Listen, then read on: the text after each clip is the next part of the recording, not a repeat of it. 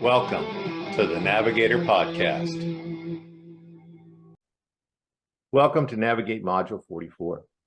Our guest today is Chris Bianchet, who brings over 25 years of experience in systems integration in a wide range of roles and responsibilities. He has held departmental management, regional leadership, and multiple corporate positions overseeing sales and operations, and was the former president and owner of Herman Integration Services, serving customers across North America. Herman offers a full array of services for systems integrators, including installation, programming, engineering, and project management. Chris, thanks for bringing your expertise to this module's discussion on subcontractor management. I couldn't have picked a more knowledgeable person, and I just enjoy our relationship we've had over the last 15 years. Yeah, it's a pleasure to be here, Brad. Thank you for having me. So as we talked about in the module, using subcontractors allows integrators to really actively manage their staffing levels to both high and low capacity without having to add additional FTEs. And we just did a presentation at CEDIA on this, and it's kind of amazing. People like, well, I always want to hire to the high level. I'm like, no, you really don't. So it's like, that's why you use subcontractor for. So they can really work with a subcontractor to augment their staffing on a project-to-project basis. How's that concept resonating? Because again, this has been your life for a while. Yeah. Well, obviously, as you mentioned, I've been in the AV industry for a long time. I spent most of my years, with integrators. Yep. And we always used subcontractors. What was interesting with subcontracting is it was always kind of a last minute, gee, we don't have resources, find somebody to step in. And there's still a lot of companies that operate that way. But, what we're seeing to resonate now is people are building strategies behind having a good subcontracting partner. And, we found, our biggest clients use us as an extension of their own staff. And what's interesting is, the first couple of jobs always are the most challenging. We're trying to feel it out. I mean, we're just like if you were to hire a new employee, yet we're not viewed that way, right? You bring a new employee in, you have a few months of a training plan, and you get them accustomed to your systems and how you want things.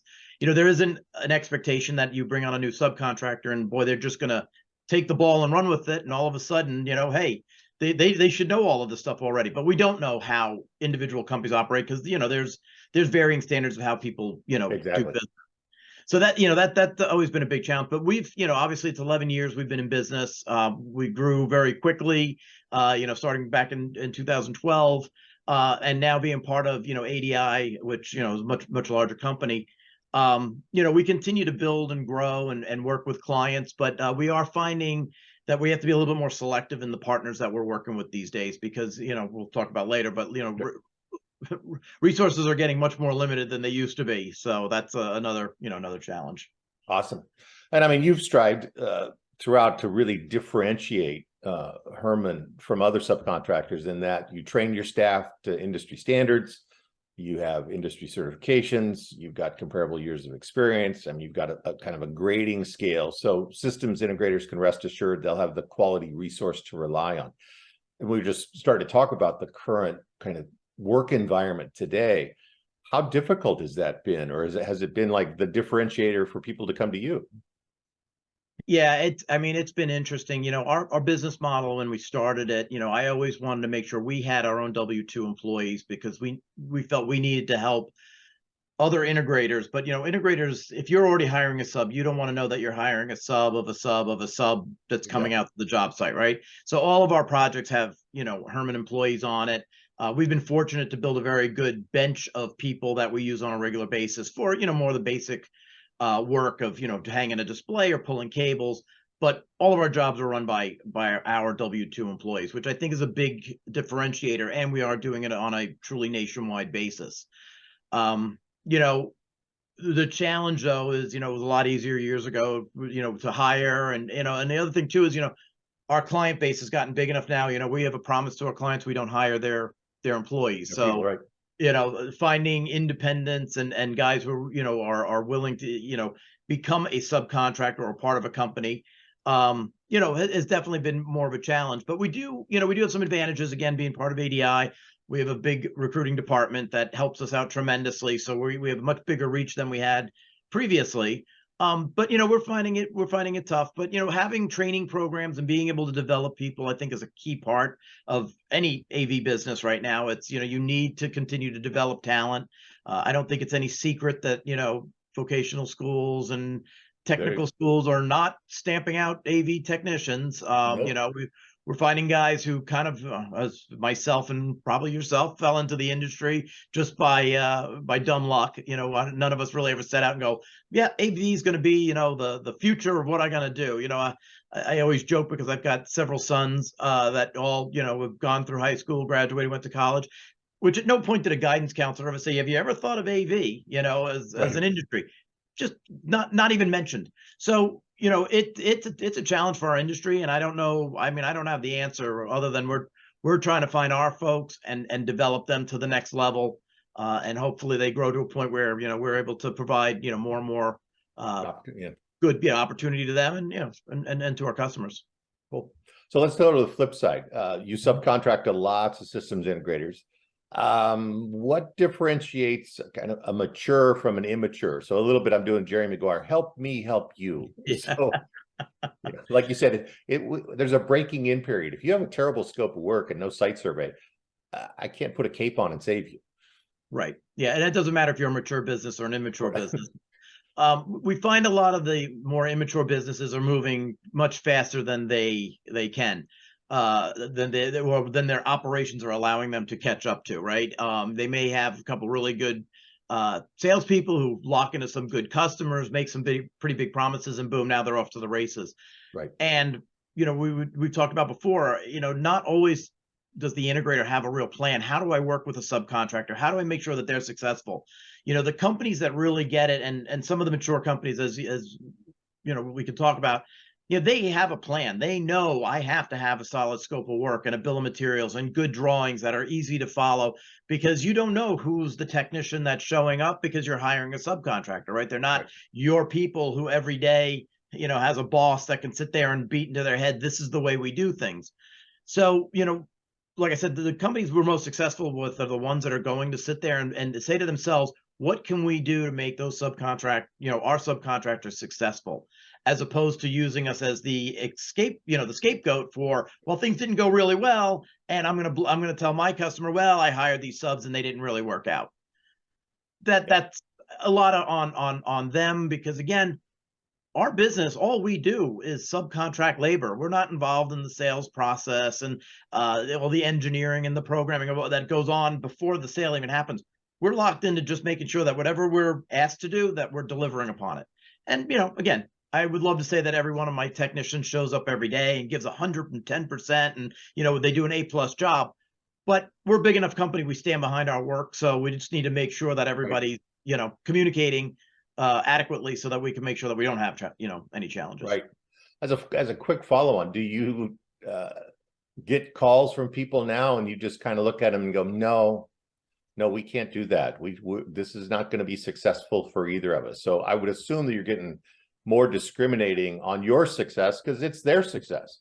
Yeah, we've in 11 years, we've learned some lessons.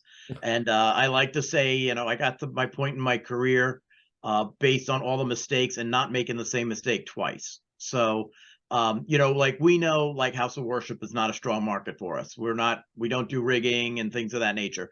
And we're upfront with our customers. We're like, it's just not our core competency. And, we've had to really look hard at because it's hard to say no to business. I mean, I'm inherently a sales guy. I want to say yes to everything. Sure, we can climb mountains and put big displays on them, but it's probably not our best foot forward in cases like that. So yeah, we definitely have had to figure out where our fit is, what we can do, what we can't do, and we are constantly looking at new areas that we can kind of move the business in to continue growing.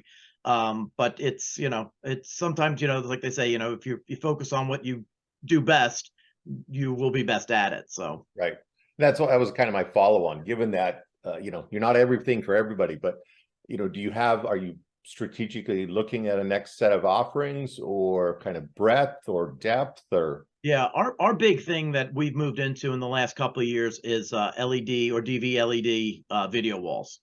We are partnered with several of the major manufacturers now, supporting them both from an internal standpoint, but also with their clientele. And we've got a crack team now of 8 guys who that's what they do, and it's a different set of skills. Not every technician wants to spend the time to detail, to put a frame up that, you can't be, it has to be within less than a millimeter of tolerance if you want to get those panels on correctly. So, we've had to find people who, are meticulous and detail oriented, but still have the technical skills. So, we're growing that group. And, every couple of months we try to add a new person to the team. Sometimes they succeed. Sometimes we're like, you know what, maybe you're better off just doing our mainstream work, but that's been a big area. And another thing that we've added, which is kind of a strange thing now, but we're actually getting a lot of traction with it, is programming IP cameras, because ADI is such a large security distributor, and they used to have a department that did that. The business had slowed down, they closed it down, but now all of a sudden, all these integrators are super busy. And if you've got to program 1,000 cameras, that's a lot of work, in the shop, and they don't have the people in the shop to do it. So we're offering that service now. This year alone, we've done over 7,500 cameras. So we've got a couple local folks here that, we hired on, and that's what they do day in and day out. Yeah. So it's kind of an interesting thing. So we started promoting it, and now we're talking to integrators who also have security departments. So I think they're like, oh, well, you could help us out because, we've got, 6 guys sitting around doing cameras all day, and I'd rather them be out in the field, right, doing what they do best. Exactly. Absolutely. Right. Yeah. So I always ask for a business book. Any recent business book you've been reading, and then what are you learning from it? Yeah, so it's funny. Over my career, I've read tons of business books, and I've gotten to the point in my career where I feel that there's a lot of redundancy in a lot of these books. You read the same thing, you're like, yeah, I read that, but it was a different story behind it. One that I finished up earlier this year that really rung with me is it's a book called "It's Your Ship." I think it was Captain Abershoff is his name. Yep. He I know he presented at NSCA many years ago, but we just had him speak at our ADI kickoff meeting earlier this year. And what rung for me is going from being a privately held company where I had the freedom to do whatever I wanted, and now I'm part of a $6 billion plus public company, and I have lesser ability. It was interesting in the story in his book because being able to do what you need to do, being part of the U.S. Navy, but being able to make an impact rung with me, because I always remind my team, well, we may not be able to do everything we used to be able to do, but there are things we can control, and that's what we need to focus on, and we need to move forward. And and it's helped us. It's I think made the team a lot tighter, in being that we've had to kind of rally around what we can and cannot control in our business. But to me it was a good book. Finally, one that kind of rang beyond the business part of it, but more of the emotional. Absolutely. Well, it's been in our book club, so I'm glad you reference it. And it's very much it's a empowerment, but it's also personal responsibility and prioritization. Learn to say no, but when you say yes, commit to it. Yep. Absolutely. Well, thanks, Chris. I mean, again, I always appreciate seeing you. And again, you just fit right into this module. So as always, thank you. Excellent. Well, thank you very much, Brad.